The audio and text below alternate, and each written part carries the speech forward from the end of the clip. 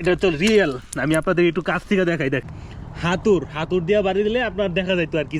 তা আমারে দেখে কিন্তু আপনার বুঝার উপায় নাই যে ঠান্ডায় কিরকম পড়ছে। একটা টি শার্ট পইরা আমি আপনাদেরকে দেখানোর চেষ্টা করব বা দেখানোর জন্য নিয়ে আসছি যে কিরকম ঠান্ডা পড়ছে। তো দেখেন আমি এখন কোথায় নামতেছি আপনাদেরকে দেখানোর জন্য। তো এই হচ্ছে একটা নালা, ওই পাশে আপনার রোড গেছে, আর এখানে কিন্তু একটা আপনার কাঠের ব্রিজ আছে দেখেন। তো এখানে আমি আপনাদেরকে নিয়ে আসছি যে আসলে বাহিরে কতটুকু ঠান্ডা আমি আপনাদেরকে দেখানোর চেষ্টা করব। বাহির হচ্ছে এই মুহূর্তে আপনার 60 ডিগ্রি প্যারেনহাইট বাহিরে, আর আমাদের দেশে বলে হচ্ছে আপনার সেলসিয়াস। যদি আপনি সেলসিয়াসে কনভার্ট করেন আপনার 60 ডিগ্রি প্যারেনহাইটে, তাহলে হচ্ছে আপনার -12 বা -13 হবে। তো বেশি কথা না বলি আমি আপনাদেরকে একটু দেখাই যে আসলে কীরকম ঠান্ডাটা পড়ছে।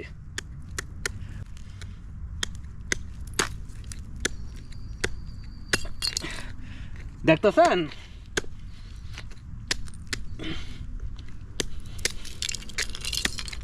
এটা তো রিয়েল। আমি আপনাদের একটু কাছ থেকে দেখাই। দেখেন এই যে,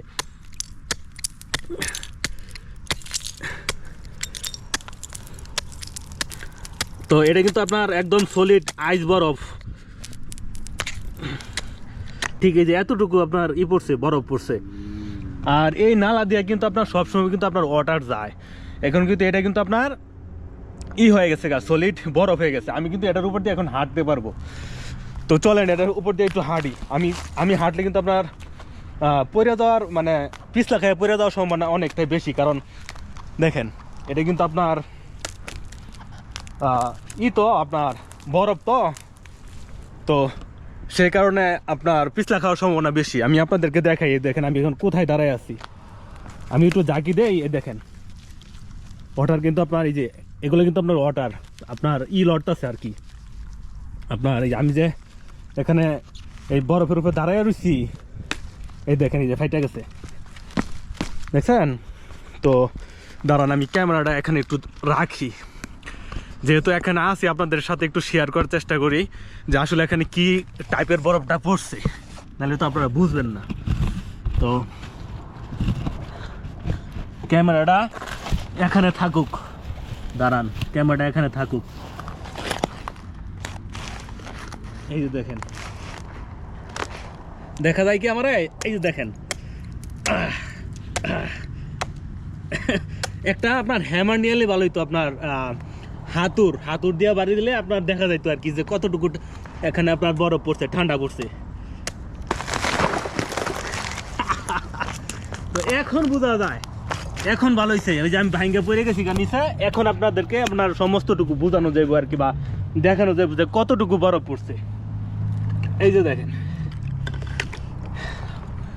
এই যে এটা কিন্তু আপনার বরফের একটা পিস, ঠিক আছে? এটা কিন্তু আপনার একটা নালা বা একটা খাল, এই খালের উপরে বরফ পড়ছে।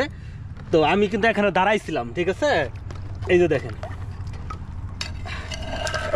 এই হচ্ছে বরফ, ঠিক আছে? বাহিরের অবস্থা এখন এই অবস্থা আর কি। বাহিরে -12 -13, ফ্রিজের ভিতরে কতটুকু আপনার ঠান্ডা পড়ে দেখেন।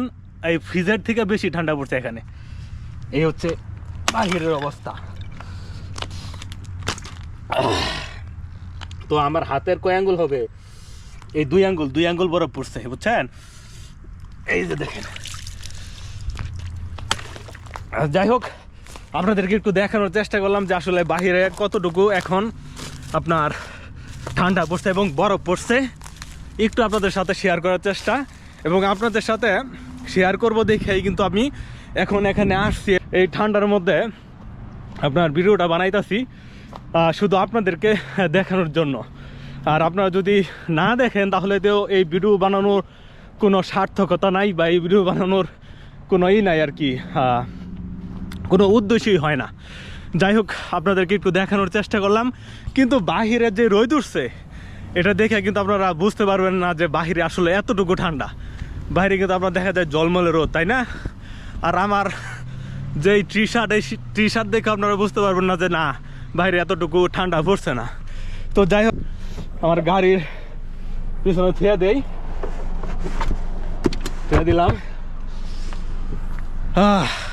যাই হোক, আপনাদেরকে একটু দেখানোর চেষ্টা করলাম। ভালো থাকবেন, সুস্থ থাকবেন এবং নিজের যত্ন নেবেন এবং পরিবারের যত্ন নেবেন।